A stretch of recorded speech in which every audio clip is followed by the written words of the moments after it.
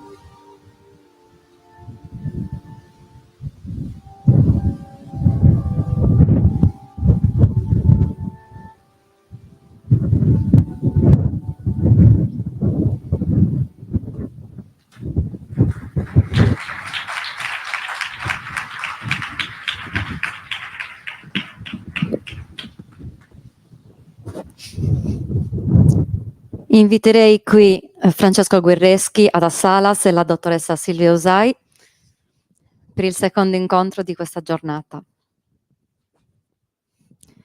Do due notizie veloci sul nostro secondo coordinatore, Francesco Guerreschi.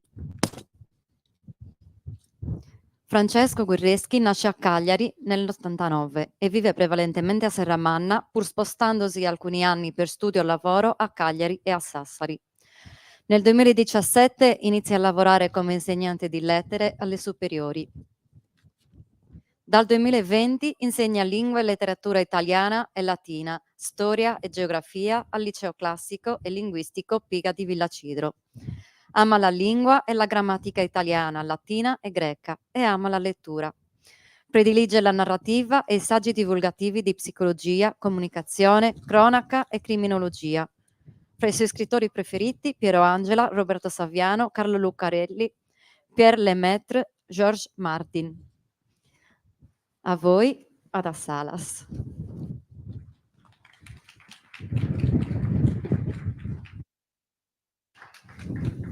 Sì, a noi Ada Salas. Io sono il microfono, io sono stato presentato e io vi presento Ada Salas. Ada Salas, lo sapete, è una poeta e una saggista anche, ma oltre a questo è una studiosa, perché ha studiato filologia ispanica, giusto? ha fatto la ricercatrice all'università e ha anche insegnato alle scuole superiori. Ada Salas ha partecipato a eventi dedicati alla poesia di livello internazionale e ha vinto numerosi premi. Una particolarità che ho scoperto sulla sua biografia è che ha collaborato, ha scritto dei libri in collaborazione con altri artisti di vario tipo, soprattutto artisti di tipo visivo, come grafici, pittori, fotografi e anche danzatori, una ballerina, giusto? Questo mi torna con la sua poesia, perché la poesia di Ada è una poesia che evoca molte immagini, una poesia evocativa di immagini in cui si condensano molteplici significati, alcuni anche difficili, secondo me, da decifrare senza l'intervento della scrittrice. Alcune immagini le chiederemo di decifrarle. Un'ultima cosa, dico che una delle sue opere, Descendimiento, si pronuncia così? Sì, è stata tradotta in opera teatrale.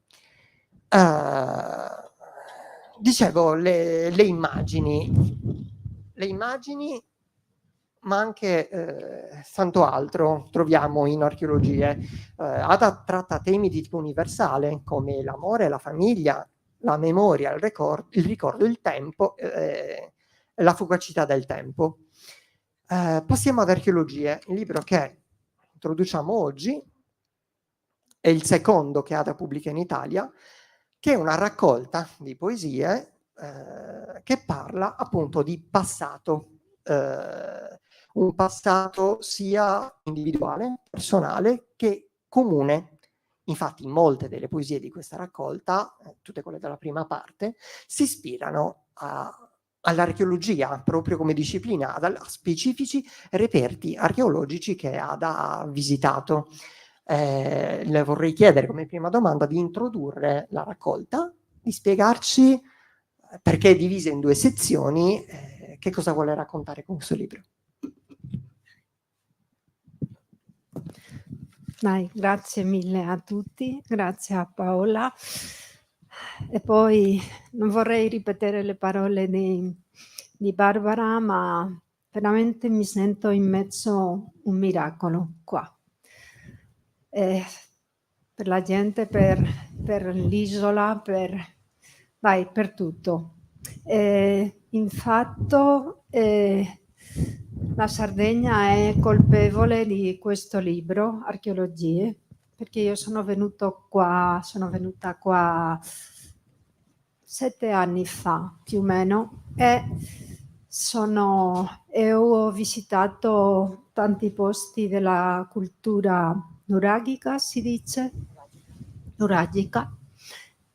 E allora ho incominciato a scrivere dei poemi perché questi posti mi parlavano. Allora, qui si parla del silenzio, ma penso che, per esempio, in pittura, questo genere delle nature morte, si dice così, per me le cose non sono mai morte. Per esempio le rovine parlano di quello silenzio che è il passato, il tempo che è stato già morto, sì, ma non si sente una da sola lì, magari c'è tutta la gente che ha vissuto nel passato lì, magari le sue voci silenziose ci arrivano oggi attraverso che cosa? Non lo so dire. Allora, poi leggerò, se volete, almeno 3 poemi di chi parlano con questi posti della Sardegna. Allora, è vero come Francesco, grazie mille. Il libro è diviso in 2 sezioni. La prima è una specie di collezione archeologica, ci sono parla con qualche oggetti, queste piccole cose che vediamo nei musei, queste non lo so, i piattini, le cose, e io sento sempre le mani.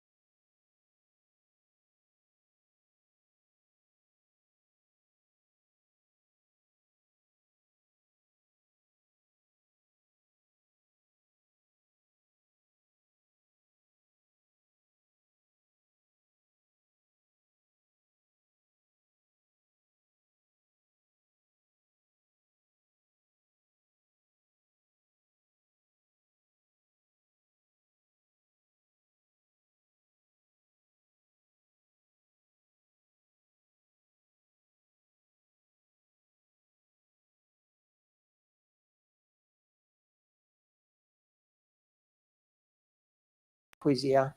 Sì, Sì. il titolo di ciascuno dei componimenti della prima sezione è il nome di un oggetto, per esempio vaso, brocca, coltello. Sì. Non gli dico in spagnolo coltello, com'è? Cuciglio. Cuciglio. Vaso, lo so, è vero, bicchiere in italiano. Sì. Cisterna. Spagnolo? Cisterna, aljibe. Archive, non lo Aljibe, sapevo come leggerlo, e quindi la prima sezione parla di un passato che appartiene a tutti, comune. Sì, assolutamente. E questa, non so come dire, Barbara ha parlato dell'umano, no? Dai, per me l'archeologia, quando vedo queste cose, mi fa sentire che siamo gli stessi, che secoli Gli e stessi di secoli fa. sempre, gli stessi Sì, noi, quelli del è passato, quello. come se il tempo non si fosse mai fermato. Sì. Secondo me più delle parole valgono i versi. La poesia proemiale di tutta la raccolta, che si chiama Silvia, accedere,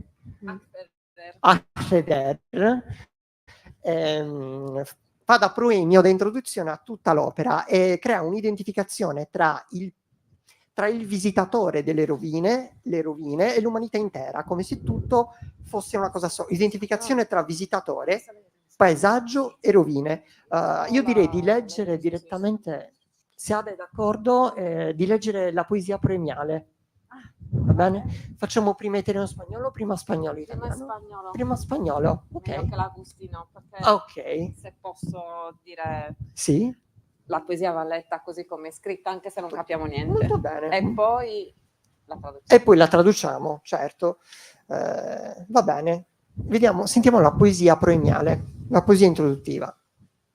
Allora, tu vuoi che la legga io? Sì. Sì, No? sì, Ok. sì, assolutamente. Andiamo. Magari la leggo così, nella sedia. Sì. Grazie mille. Acceder al sustrato, un paisaje que no habíamos previsto. Lo que fuimos aflora por entre las piedras, sube por entre las raíces, seca el borde de las hojas, quema la punta de las ramas. Lo que fuimos entonces constituye un paisaje, constituye el paisaje.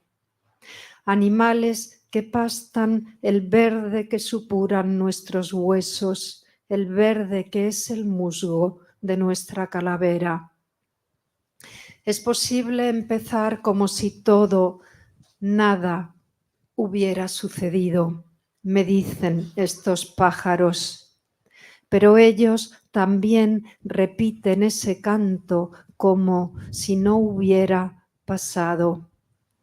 Lo tibio de este aire los confunde, piensan, llegó la primavera, piensan, es preciso cantar como si el mundo comenzara de nuevo.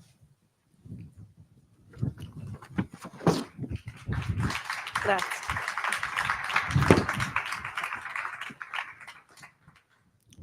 Leggiamo la traduzione. Accedere al substrato, un paesaggio che non avevamo previsto.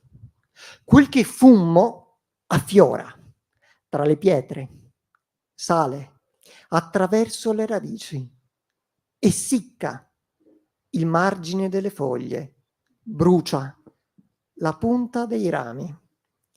Quel che fummo allora costituisce un paesaggio, costituisce il paesaggio, animali che brucano, il verde che trasuda dalle nostre ossa, il verde che è il muschio del nostro teschio. È possibile cominciare come se tutto niente fosse successo, mi dicono questi uccelli, ma loro anche ripetono quel canto come se non ci fosse passato. Il tepore di quest'aria li confonde, pensano è arrivata la primavera, pensano è necessario cantare, come se il mondo cominciasse da capo.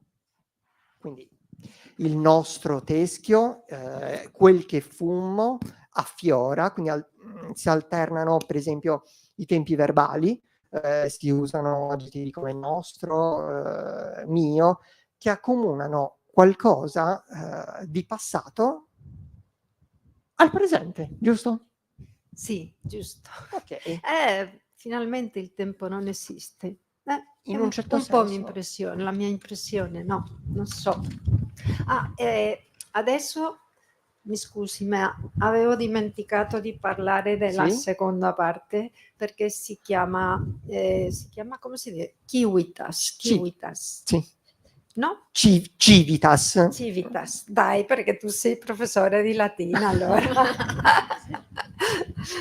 Civitas, sì, perché questa seconda parte parla un po' della mia città, della mia infanzia si dice? Sì, perché accedere al substrato anche quando ero scrivendo questi poemi di archeologia come una visita del tempo passato, allora non so perché ho cominciato a scrivere questi poemi della mia infanzia e un po' dopo mi sono reso conto che stavo facendo anche la mia propria archeologia, no?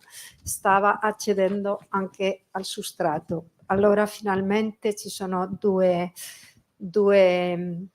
forme di archeologia, una personale e un'altra universale, ma non sono così diverse l'una dall'altra. Dai. Sì, allora... Sì.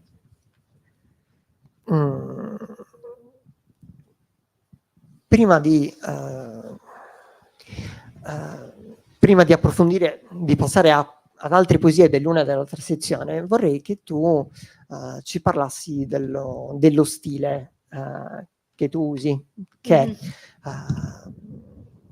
allora le tue poesie ci offrono un ritmo estremamente lento, lento, sì, perché è pieno di pause dovute alla punteggiatura o agli spazi bianchi che lasciano che le immagini si sedimentino nella mente, permettono di assaporare i concetti e di accogliere il silenzio. Intanto ci spieghi le ragioni di questa tua scelta, cioè perché ti è venuto in mente di scrivere in questo modo, magari, e poi se vuoi ci puoi leggere alcune poesie che hanno il silenzio al centro del componimento. Va bene. Va bene? Sì, va bene. Prego. Allora, la mia maniera di scrivere ha cambiato un po', ma per degli anni ho scritto dei poemi veramente piccoli, soltanto 2 versi, alcuni un solo verso. C'erano dei bianchi enormi tra qualche verso e l'altro. Per me la poesia è come un sospiro che fa il proprio silenzio. Dai, prima dal poema è il silenzio, poi il silenzio fa un piccolo sospiro, un verso, qualche verso, un poema, e poi il proprio silenzio si tace un'altra volta. Ma quando leggo un poema io sento che risuona qualcosa che è prima del poema e qualcosa che risuona dopo, no? Allora è un po' un miracolo che emerge dal silenzio. Poi per me i bianchi sono importanti perché penso che il lettore può trovare un po' di spazio per lui in queste pause. Così il poema non si impone, si direbbe? Sì, non si impone tanto, ma c'è anche accoglie il lettore, dai. In quanto alla maniera in che scrivo da qualche anni è veramente molto strana, è antisintattica, no? Perché si rompe la sintassi tutto il tempo. Come? Enjambement si chiamano in italiano, cioè in italiano, in linguaggio tecnico, non so se in Spagna lo usate. Come? Quando rompi la sintassi. Sì. Enjambement. Andando a capo. Enjambement è incavalgamento, si dice sì. in spagnolo. Ok. Sì, allora perché? Perché evidentemente la musica e la poesia sono quasi la stessa cosa, no? È stato meraviglioso ascoltare questi musici, questa musica così, non lo so, così soave, così bella, dai. La musica, per esempio, di questo libro e prima di questo descendimiento, il descendimiento di Gesù Cristo della croce, che ha un rapporto con un quadro del Prado, è un ritmo che riproduce un po' l'angoscia. E quando respiriamo con l'angoscia non è una respirazione ritmica, è una respirazione, dai, che cambia, che si corta, si taglia. si taglia. Dai, allora questi versi sono tagliati come la respirazione dell'angoscia. Non è che il verso fluye, fluisce, non fluisce, ma ha qualche difficoltà a dirci. Allora il ritmo è un ritmo come molto spezzato. Sì, come un tamburo. Come colpi forti, no? Qualcosa così. Sì, infatti io ho notato che spesso tu usi le pause per degli effetti di fonosimbolismo, cioè tu imiti certi aspetti della realtà con questo ritmo battente, d'accordo? Per esempio, nella poesia intitolata Uccelli, Pájaros, sì, la sezione 3, cioè la terza poesia chiamata Uccelli, pagina 138. 136 in realtà in spagnolo. C'è questo picchio, allora si vede che ti piacciono molto i volatili. Mi piacciono, sì. E quindi c'è questo, come? C'è questo picchio, in questo componimento, il picchio, che con questa onomatopea batte sul legno, fa toc toc, ok? Sì. Ma tutta la poesia in realtà segue il movimento del picchio perché ci sono molte pause, molti enjambment, molti andate a capo, che riprendono il movimento del picchio che batte, batte, batte. Sì. Proviamo a leggerla? Sì, proviamo. Prego. El picapinos con su solemne toc, toc. En la limpia mañana, Eres tú, Picapinos, quien la hace transparente. No de otro modo, pienso, se hacen mundo los dioses. Así quizá me digo el cisne junto a Leda, siendo, no pudiendo ya ser otra cosa. Il picchio con il suo solenne toc toc. Nella mattina, limpida, sei tu, picchio. Chi la fa? Trasparente. Non altrimenti, penso, diventano mondo gli dei. Così forse mi dico il cigno accanto all'Eda, essendo, non potendo più essere, altra cosa.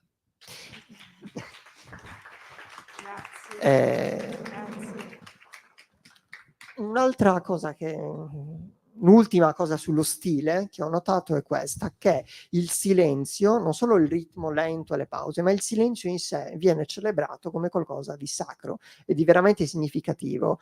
C'è una poesia che descrive, affresca questo attimo di magico silenzio nella natura. La natura è un altro dei temi che tu tocchi spesso, l'immersione nella natura.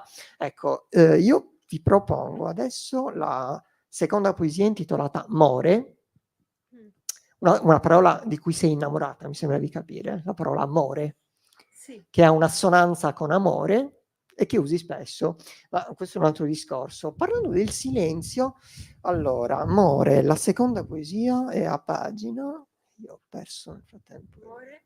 Sì, pagina, penso 142, 142, quella che dico io è 142. Stai Sì? bene tutti? Sì. Eroi. Allora, sì. Quindi Vuoi che la dicevo, lega? per riprendere, dicevamo, è una specie di elogio del silenzio che mi sembra molto coerente col tema di questa edizione della rassegna. Sí. El silencio como un gran oído nos escucha.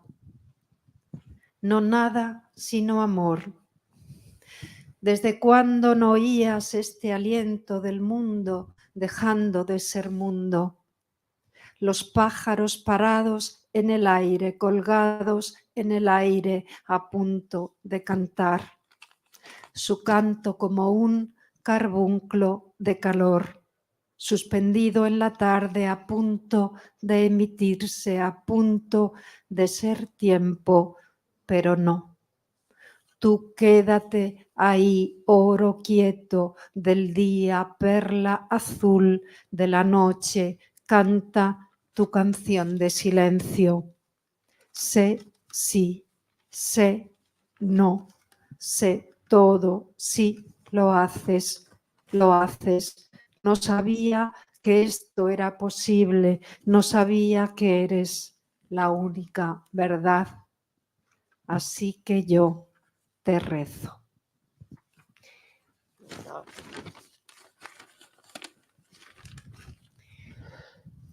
Il silenzio, come un grande orecchio, ci ascolta.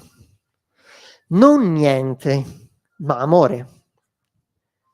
Da quando non sentivi questo respiro del mondo che smette di essere mondo, gli uccelli fermi in aria, sospesi in aria, sul punto di cantare. Il loro canto come un carbonchio di calore sospeso nella sera a punto di essere messo a punto, di essere tempo, ma no. Tu rimani là, oro immobile del giorno, perla blu della notte. Canta la tua canzone di silenzio. Sì, sì, sì, no, sì, tutto. Sì, lo fai. lo fai, non sapevo che questo fosse possibile, non sapevo che sei l'unica verità. Quindi io ti prego. Molto bella. Grazie. Allora, io... È bella. Sì, è vero. Sì, da solito non mi piacciono i miei poemi. Dai, mi fanno vergogna. Davvero? Ma questo sì, io ho visto che è bella, sì. Senti, volevo chiederti di parlarci. Allora, prima di passare a Civitas, che è la seconda sezione che ha uno spunto più autobiografico, ci sarebbero tante poesie belle sui reperti archeologici, però una la volevo toccare, che è Stelle del Guerriero. È dedicata a una stele funeraria dedicata a un guerriero defunto. Ci sono delle particolarità in questa poesia che mi hanno colpito e che secondo me condensano bene tutti i temi, tutto il significato di archeologie.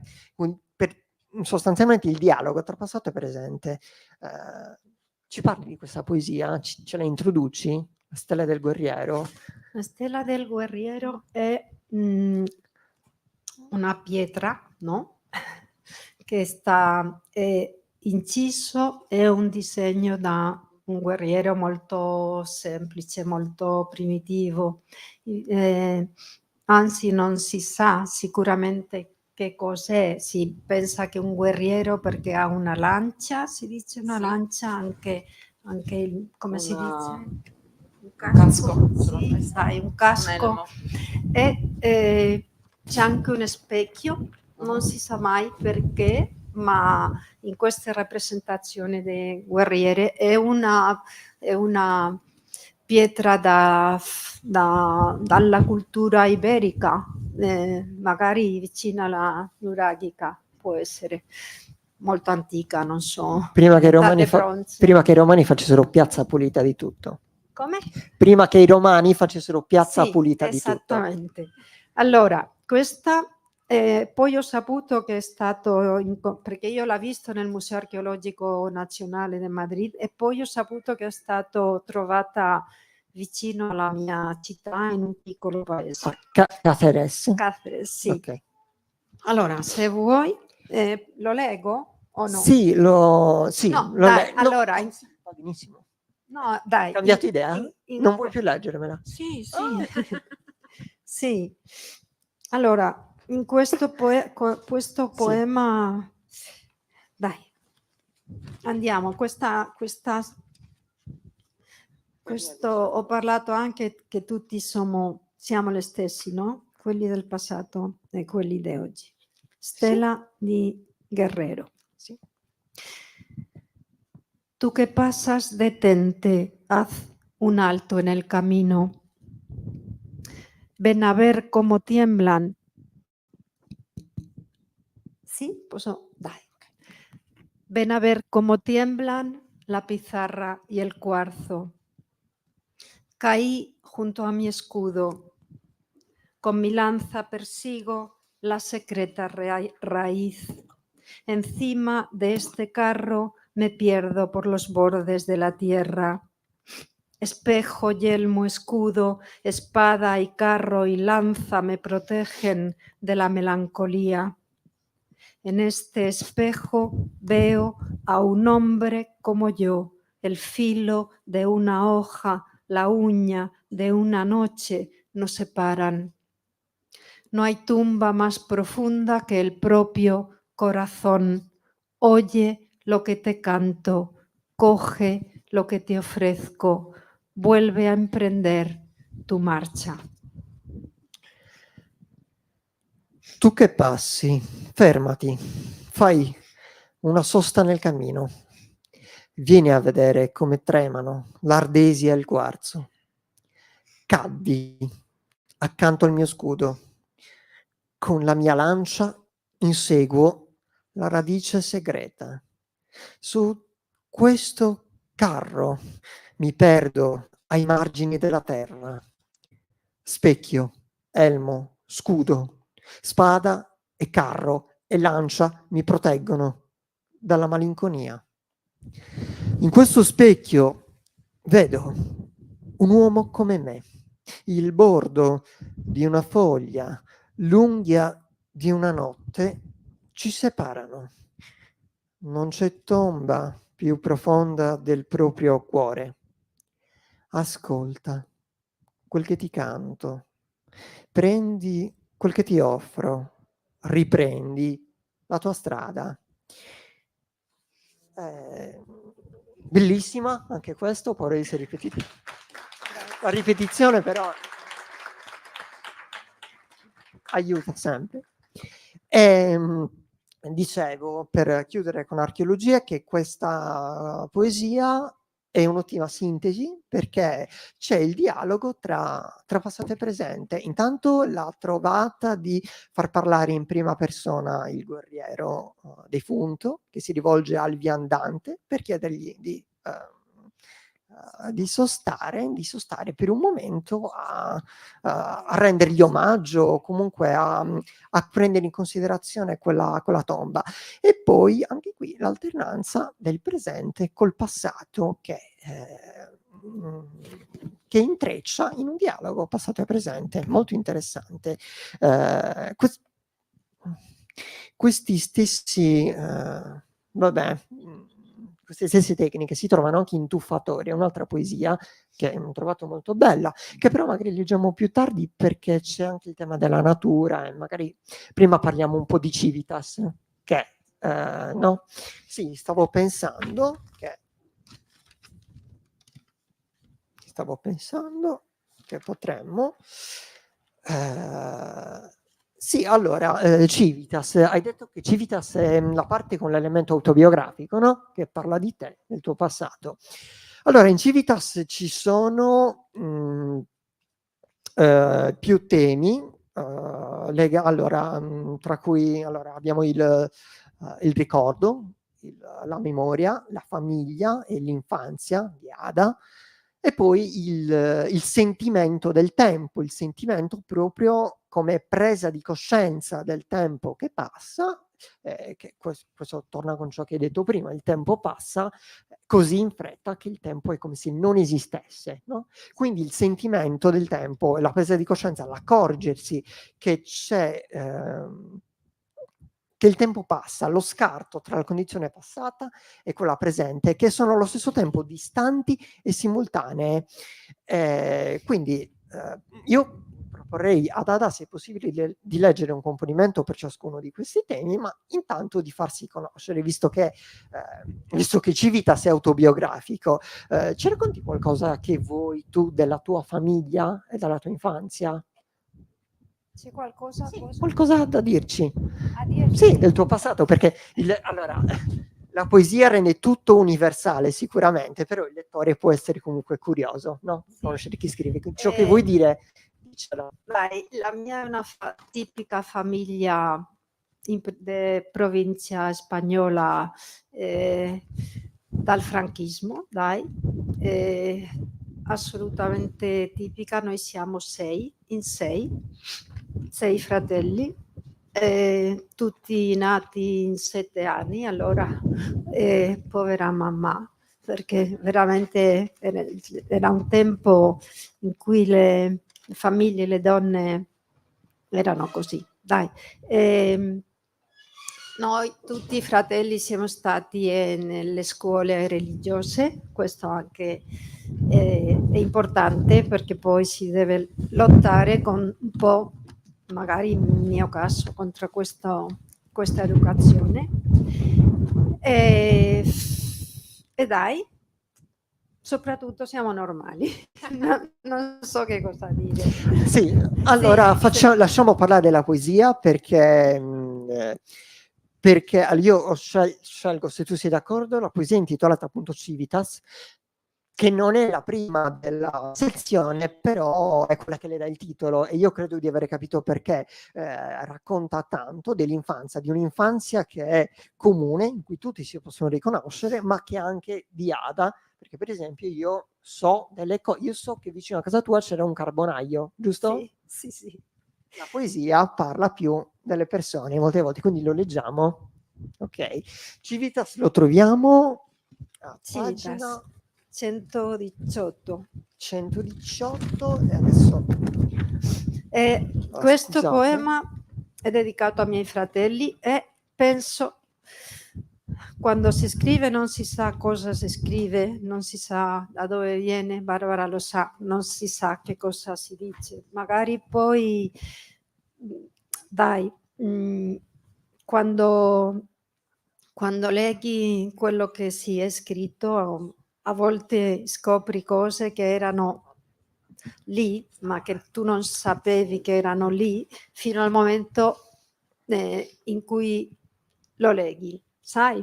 Allora, lo leggi, mi scuso. Allora, questo poema parla un po' del luogo sacrato. Rilke diceva che l'infanzia è un lugar sagrado, sì? L'infanzia è un luogo sacro. Sì, un luogo sacro perché la coscienza del tempo è assolutamente differente e si è veramente libero, un po' così, no? Allora, questo per esempio il rapporto con il silenzio ha un legamento, un rapporto con il rapporto con gli animali. Allora, Ok. insetti, tutti questi animali piccoli che io osservavo e che mi trovava un po'... Dai, leggo il poema e basta. Detrás de nuestra casa vendía su carbón el carbonero. Eran pocos los nombres y crecía la hierba, las flores amarillas, las rojas, amapolas. El mundo silencioso entraba en mí, el tiempo otro suyo impenetrable que mueve a las hormigas. Yo podía sentirme, sí, cierto, sin embargo, abeja, avispa, hormiga o blanca mariposa, pequeña, humilde, torpe, mensajera de la felicidad.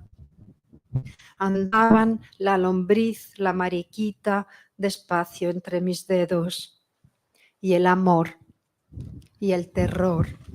Andaban confiadas mezclándose conmigo, como anduvo después con su tacto de insecto, tocar la viva ahora la nostalgia.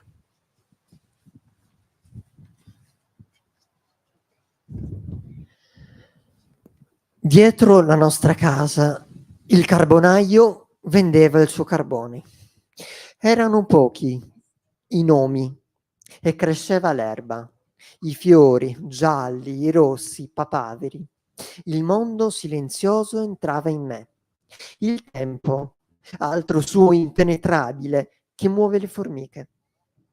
Potevo sentirmi, sì, certo, tuttavia, ape, vespa, formica, o bianca farfalla, piccola, umile, lenta, messaggera della felicità. Camminavano il lombrico e la coccinella lentamente tra le mie dita e l'amore e il terrore camminavano fiduciose mescolandosi con me. Come andò poi con il suo tatto di insetto? Toccarla viva. Ora la nostalgia. Bella.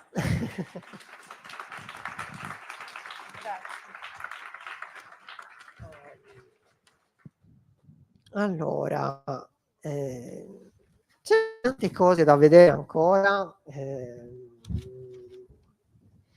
però allora mi sembrava importante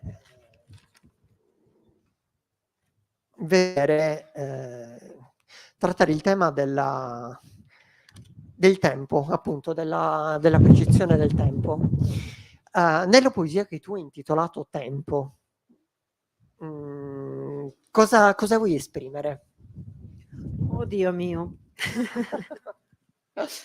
Dio mio, questa Allora, Sì, io me la ricordo. È un poema che non posso leggere perché magari è troppo lungo. Ok. Sì, ma penso che è uno dei poemi i più importanti Sì, che ho mai scritto.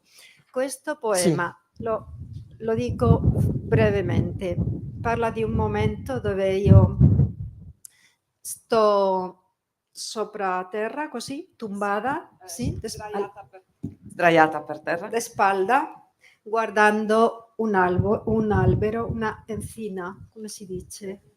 Encina è un albero, qua penso che a Sardegna ne avranno, quercia, una quercia. Allora, in questo momento era la felicità, era il senso della natura, i fiori, il cielo. E ho avuto un'illuminazione perché ho sentito quello che sentiva quando avevo 5-6 anni, perché mi piaceva sempre fare questo. E esattamente le stesse sensazioni, la stessa felicità. E poi, allora, si mescolavano il presente, una donna, poi la mia figlia faceva la stessa cosa, e poi c'era un'altra voce, era una voce che diceva: hai perduto quella possibilità di sentire per sempre, no? Allora io sentivo la stessa felicità, ma non la stessa. C'era qualcosa che si era perduta, no? Allora i tre tempi si incrociano e poi il finale dice, soltanto il finale del poema.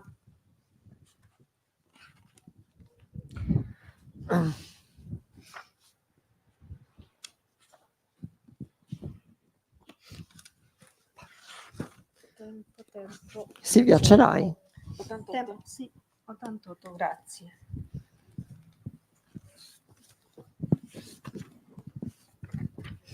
È un poema sopra la perdita, non so, La perdita. la perdita. Soltanto il finale dice: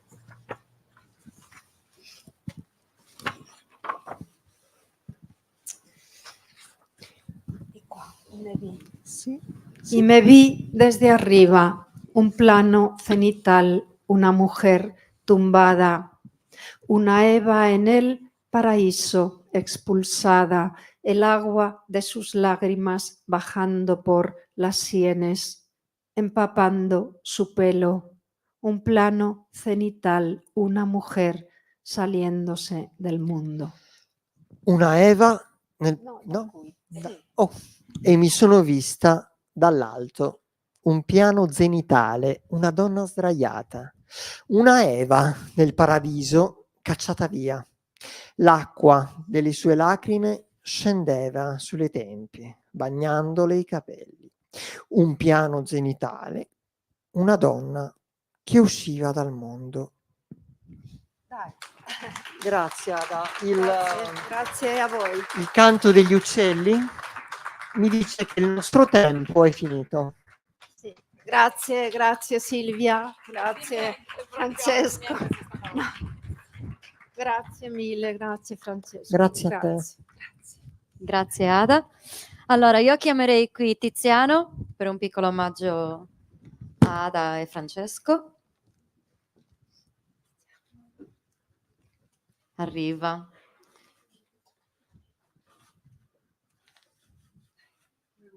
Da Bradipo, qual è? In realtà non è vero perché non vedeva l'ora.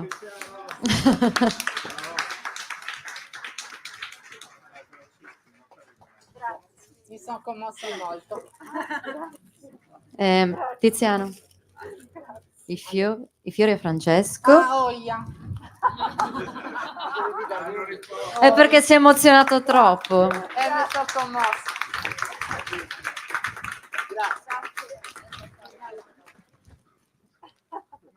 Grazie.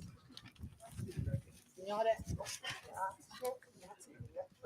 E adesso vorrei qui Giovanni Maccioni, assessore alla cultura del comune di Serramanna, e Veronica Medda, consigliere comunale con delega alle biblioteche e gli archivi, perché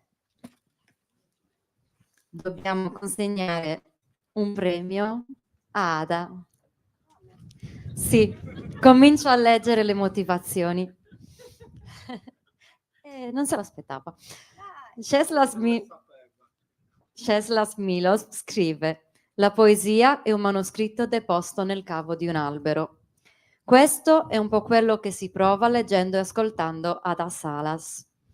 Ada Salas è nata a Caceres nel 1965. Ha studiato filologia ispanica. Oltre a scrivere poesie e saggi, nel corso degli anni ha tenuto numerosi corsi, workshop, seminari e conferenze, conseguendo numerosi premi internazionali. Ha partecipato a festival e incontri di poesia nazionali e internazionali. Nel 1994 ha ricevuto il premio de Poesia Hyperion, nel 2008 il premio de Poesia Ciudad de Córdoba Riccardo Molina e nel 2011 il premio de Ensayo Sì? Fernando Pérez. Nel 2019 ha ricevuto la medaglia de Extremadura alla carriera. In italiano è stata pubblicata nel 2015 da Multimedia Edizioni Poesie, un'antologia delle sue opere, e a fine 2023 Archeologie, entrambe con la traduzione di Raffaella Marzano. Nel 2024 le viene assegnato il premio internazionale Casa della Poesia Regina Coppola per l'insieme della sua opera. Archeologie è ispirato a un viaggio fatto in Sardegna. Ciò evidenzia il legame che ha con la nostra terra. La sua poesia, conosciuta anche per l'inclusione delle pause, rende la sua opera vicina al tema del festival che esalta il silenzio e la lentezza. Per queste motivazioni, la Commissione assegna il premio internazionale Vico Mossa, testimone del nostro tempo, a Ada Salas.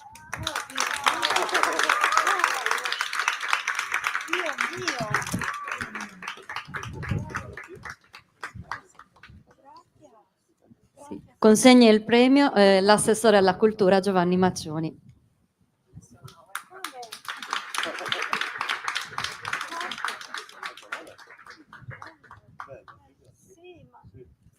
Io spiego brevemente, non so se vedete l'opera. L'opera è una creazione di Silvia e Lucio Fanti e del loro laboratorio Creazioni d'Arte e rappresenta una pecora di colore nero creata attraverso la pregiata tecnica del bucchero, che è una tecnica diciamo di origine etrusca ma che ha delle testimonianze anche nella protostoria diciamo sarda.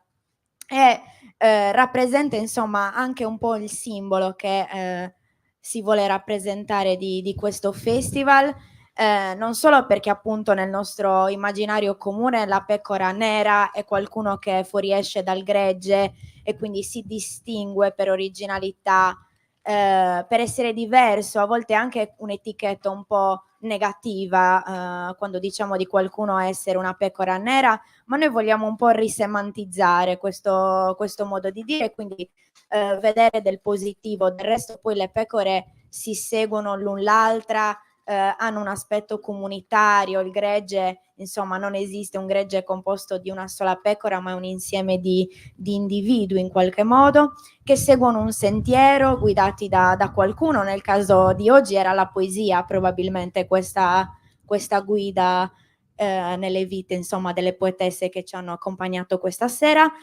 e chiacchierando insomma con gli artisti che poi si meritano un applauso, quindi inviterò poi ad accomodarsi qua e a prendere insomma il plauso che meritano. Ci siamo anche un po' abbiamo un po' pensato alla figura della lana, insomma al filare, quindi tutte queste lavori, l'artigianato, e io mi sono immaginata poi anche i due artisti con un lavoro di lentezza, di silenzio, di maestria, che sono i temi che ci accompagnano in questa edizione di Strangius, lavorare a questo bellissimo premio, a quest'opera d'arte, non chiamiamola insomma col suo nome, e quindi invito Lucio e Silvia a venire qua perché si meritano un applauso.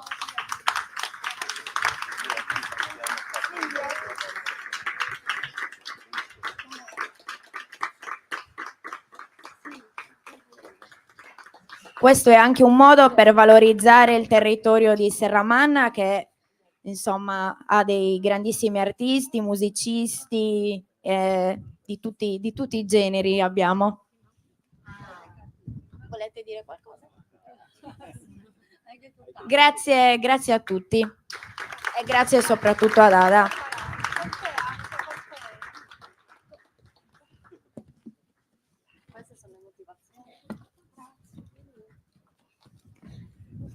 Se volete vi potete accomodare, magari al caldo. Siamo stati super coraggiosissimi stasera.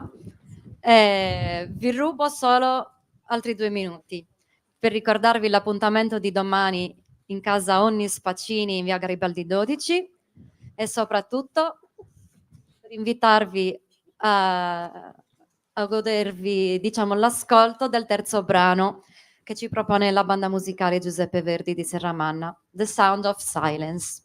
Scritta e musicata nel 64, The Sound of Silence è forse la canzone più celebre del duo Simon & Garfunkel.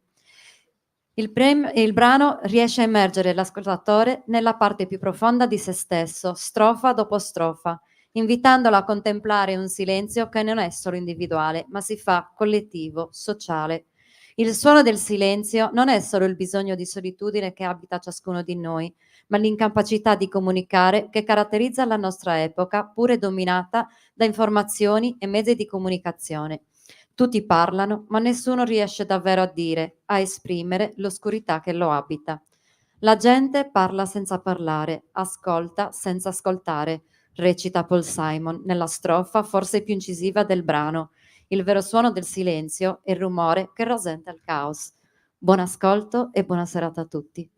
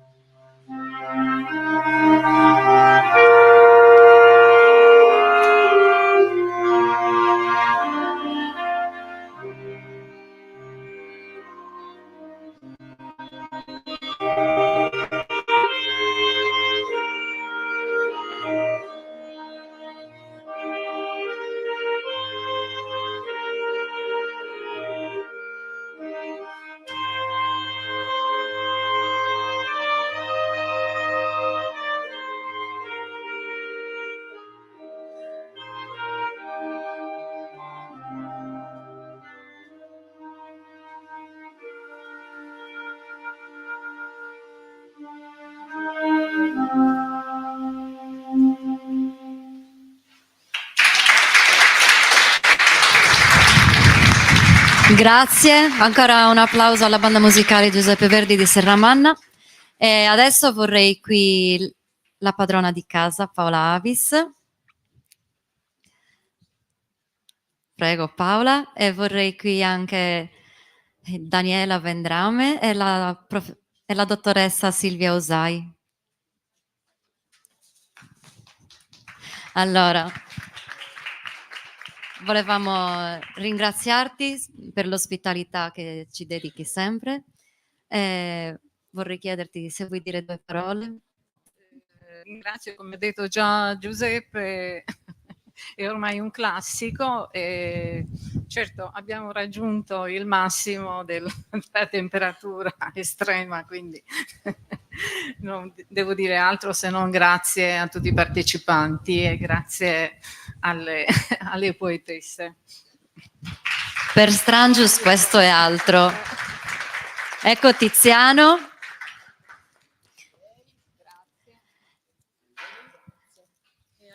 Una coppia dei Cavilli di Vico Mossa, che è anche il motivo per cui Strangius si chiama così. Perché i Cavilli erano era lo straniero. Sì. Però ecco, significava questo, lo straniero, quindi da lì Strangius. Grazie ancora a tutti e buona serata, a domani.